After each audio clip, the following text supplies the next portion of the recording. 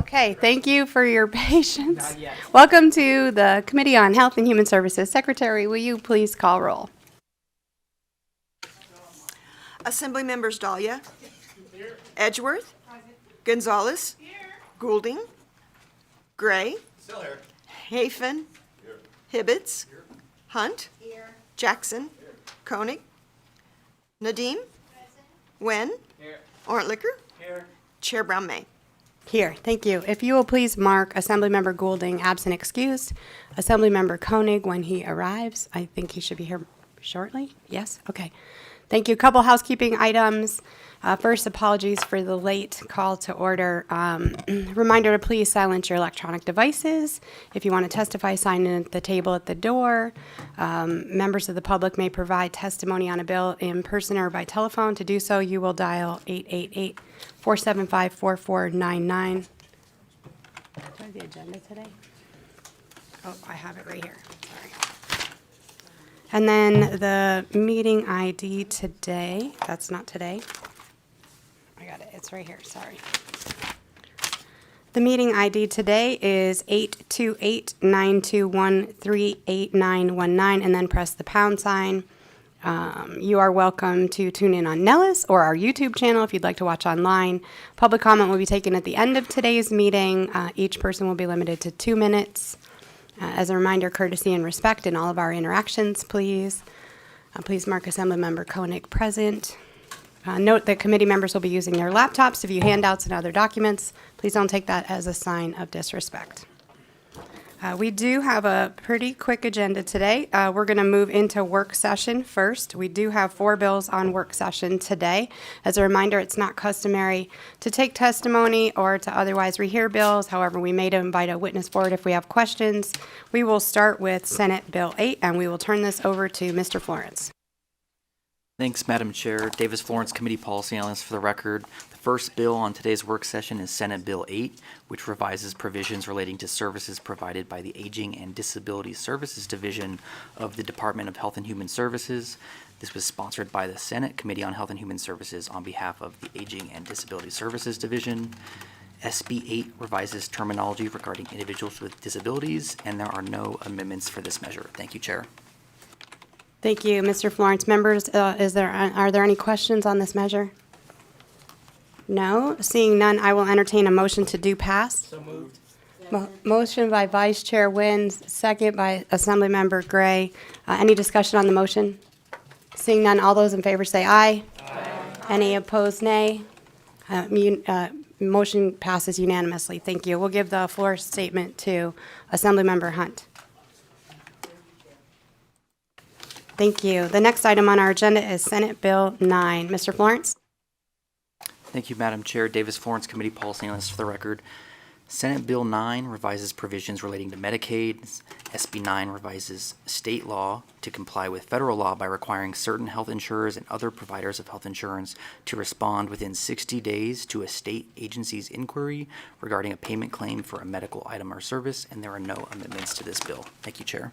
Thank you, Mr. Florence. Members, any questions?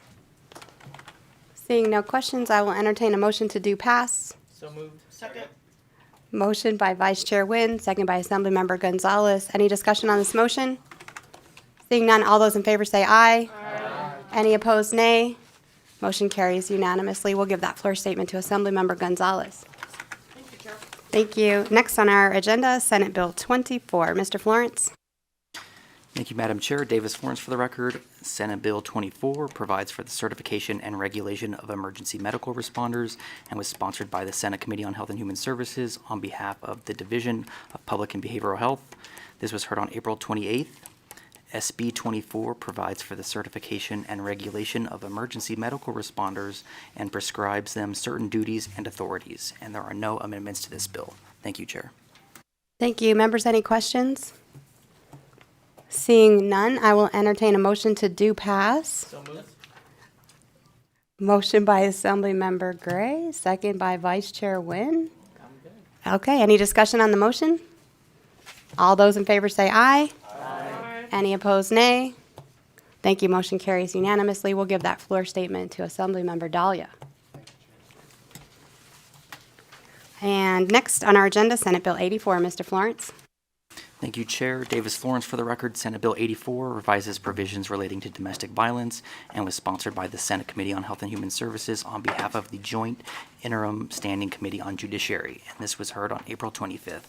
SB 84 requires the curriculum and instructional materials used in programs administered by the Division of Public and Behavioral Health for the treatment of persons who commit domestic violence be evidence-based, and there are no amendments for this measure. Thank you, Chair. Thank you, Mr. Florence. Members, any questions? Seeing no questions, I will entertain a motion to do pass. Wow. Motion by Assemblymember Hunt, second by Assemblymember Gray. Members, any discussion on this motion? Seeing no discussion, all those in favor say aye. Aye. Any opposed, nay. Okay, motion carries unanimously. We'll give that floor statement to Assemblymember Gray. Thank you so much.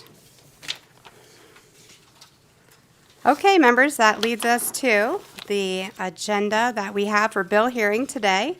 I will officially open the bill hearing for Assembly Bill 551, and we will welcome our presenters to the table. Thank you so much. You may begin whenever you're ready.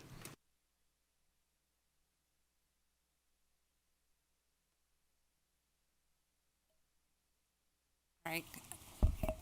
Good afternoon, Chair and members of the committee. My name is Marnie Whalen. I'm with the Division of Welfare and Supportive Services. Thank you for having me here today to present Assembly Bill 551. This bill will require background investigations that include FBI fingerprint-based background checks, local law enforcement checks, and proof of eligibility to legally work in the United States for employees, prospective employees, contractors, and prospective contractors of the Division of Welfare at initial appointment and reinvestigation every 5 years to ensure compliance with federal regulations. We are mandated under the IRS Publication 1075 to maintain a number of safeguards, including controlled access and employee vetting. And as a result, employees who have access to this federal tax information, which we have as a result of providing public assistance and kind of vetting their financial eligibility, our employees must go undergo FBI fingerprinting-based background checks and suitability screenings. We currently run our pre-employment fingerprints under the authority of NRS 239B.010, which gives us the authority to run those background investigations at initial appointment. However, we were notified by the Division of Public Safety that NRS does not provide us the authority for the reinvestigation as required by the Internal Revenue Service, and this bill will enable the division to comply with those federal requirements. Just for reference, the Department of Taxation has previously updated the language in their NRS, and that bill mirrors this language, or this bill mirrors that language that the Department of Taxation has. So thank you again. If you guys have any questions, I welcome any questions you might have. Thank you for that very quick presentation. Wow. Members, are there any questions on this measure? Okay, seeing no questions, thank you for your presentation. We'll ask you to step back. And we'll open up testimony in support of Assembly Bill 551. If you are here in support of this measure, please come forward at this time here in Carson City or in Las Vegas. Okay, seeing no one here. AVH, is there anyone on the telephone line who would like to offer testimony in support of Assembly Bill 551? The public line is open and working. There are no callers at this time. Thank you so much, AVH. At this time, we'll move into opposition testimony. If you would like to testify in opposition of this measure, please come forward here in Carson City or in Las Vegas. Seeing no movement, AVH, is there anyone on the telephone line who would like to offer testimony in opposition? There are no callers at this time. Thank you, AVH. At this time, we'll move into neutral testimony. If you would like to offer testimony in neutral on this measure, please come forward at this time in Carson City or in Las Vegas.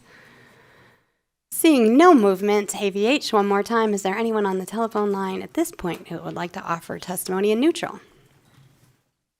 Chair, the public line is open and working, and there are no callers at this time. Thank you, AVH. At this time, we will close the bill hearing for Assembly Bill 551. We will say thank you so much for your patience. Thank you for your presentation. That moves us into the next item on our agenda, which is public comment for today.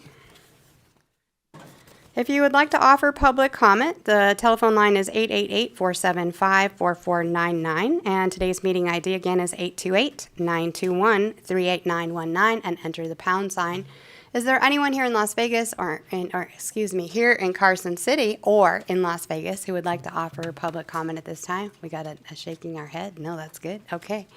No public comment. None in Las Vegas. AVH, is there anyone on the telephone line who would like to offer public comment today? Chair, the public line is open and working, and there are no callers at this time. Thank you, AVH. Okay, at this time, we will, we're adjourned. Have a great weekend.